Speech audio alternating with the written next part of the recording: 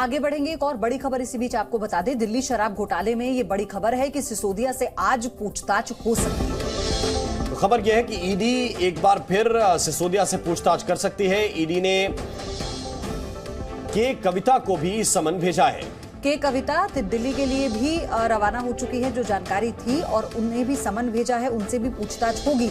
लेकिन फिलहाल एक बार फिर से मनीष सिसोदिया से ईडी की पूछताछ हो सकती है, क्योंकि इस वक्त वो 14 दिन की न्यायिक हिरासत में है। जुडिशियल कस्टडी उनकी दी गई है। सीबीआई की हिरासत से उन्हें 14 दिन की जुडिशियल कस्टडी में भेज दिया गया था और अब ईडी भी उनसे पूछताछ कर रही है। परसों भी लंबी पूछताछ चली थी ईडी की तरफ से, और ये बड़ी खबर है कि आज फिर से ईडी उनसे पूछताछ करेगी।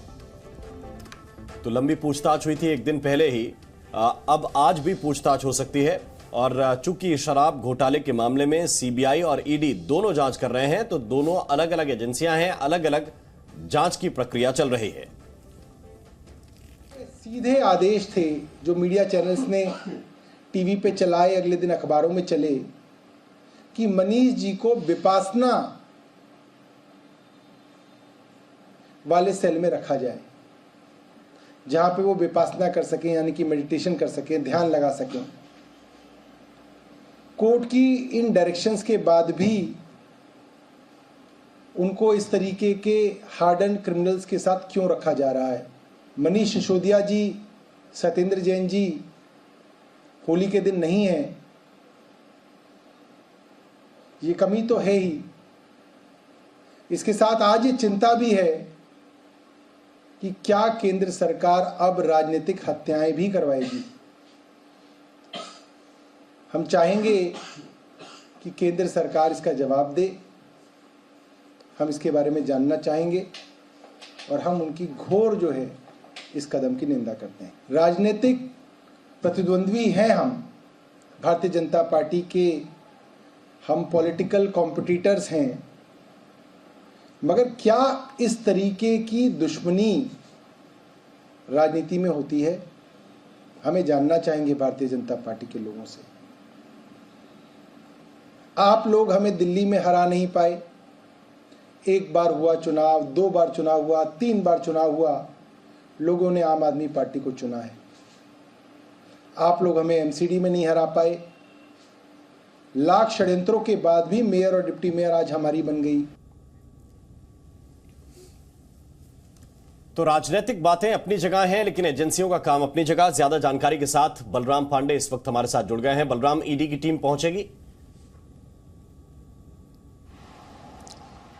देखिए, उम्मीद जताई जा रही है कि आज भी ईडी की टीम मनीष सिसोदिया से पूछताछ करने के लिए तिहाड़ जेल पहुंच सकती है, क्योंकि जिस तरीके से 7 मार्च को करीब 6 घंटे ईडी की टीम ने पूछताछ की और कई सवाल मनीष सिसोदिया के सामने रख के बताया, ये भी जा रहा है कि 2 आरोपियों को लेकर भी ईडी की टीम तिहाड़ जेल पहुंची थी और उनका भी आमना सामना मनीष सिसोदिया से कराया गया था। हालांकि जो ईडी की टीम है उसने सोमवार को अदालत से ये इजाज़त ली थी कि वो मनीष सिसोदिया से पूछताछ करना चाहती है। कई ऐसे सवाल हैं जिनका जवाब मनीष सिसोदिया से लेना बेहद ज़रूरी है और कोर्ट के इजाज़त के बाद ईडी की टीम तिहाड़ जेल पहुंची थी और करीब 6 घंटे की पूछताछ की थी।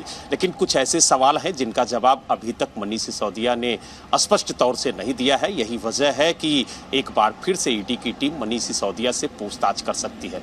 दरअसल ये पूरा मामला साउथ कनेक्शन का है।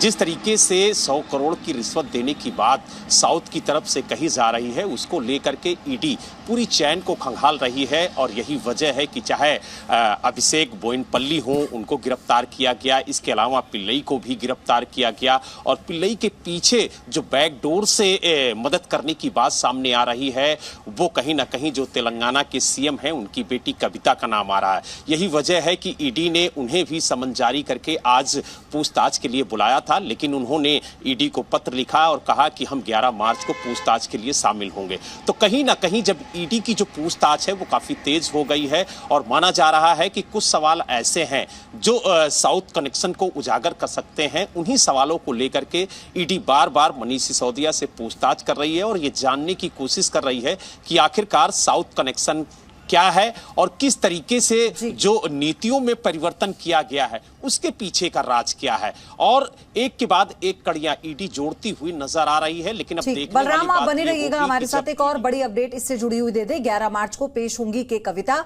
ईडी ने पूछताछ के लिए समन भेजा है और आज पूछताछ के लिए उन्हें समन भेजा था, जिसके बाद अब यह तय हो गया है कि 11 मार्च को वो पेश होंगी।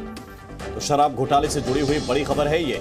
ईडी ने पूछताछ के लिए के कविता को बुलाया था, आज पूछताछ के लिए उनको समन किया गया था, लेकिन इस वक्त ये जानकारी मिल रही है कि अब उनसे जो पूछताछ होगी वो 11 मार्च को होगी। 11 मार्च को के कविता पेश होंगी। राहुल मिश्रा हमारे साथ जुड़ चुके हैं इस खबर पर। राहुल, के कविता ने ही कहा था कि उनको जो पेश होना था उसे आगे बढ़ा दिया जाए, वो 11 तारीख को पेश होंगी, और अब ये तय हो गया है कि उनकी पेशी 11 तारीख को होगी। देखिए, के कविता ने खुद ही 11 मार्च के लिए कहा था कि 11 मार्च को, क्योंकि उनके तय कार्यक्रम के अनुसार कल ही वो दिल्ली आ गई थी और उनको एक कल धरना प्रदर्शन में शामिल होना है, और उसमें 11 तारीख को उन्होंने कहा था कि शामिल होने के लिए ईडी की जो पूछताछ है उसमें शामिल होने के लिए उन्होंने कहा था, और अब 11 मार्च को ही वहां पर आमने सामने होंगी, ईडी के सामने होंगी। रामचंद्र पिल्लई, क्योंकि इसमें जो मेन है, जो दक्षिणपंथी समूह है, इसका मेन जो पूरा का पूरा यदि मास्टरमाइंड या कहा जाए कि सारी चीजें देखरेख करने वाला रामचंद्र पिल्लई था। रामचंद्र पिल्लई की गिरफ्तारी होने के बाद से ही ये पूरा का पूरा इनको भी जो के कविता हैं उनको समन दिया था, ईडी ने समन दिया था।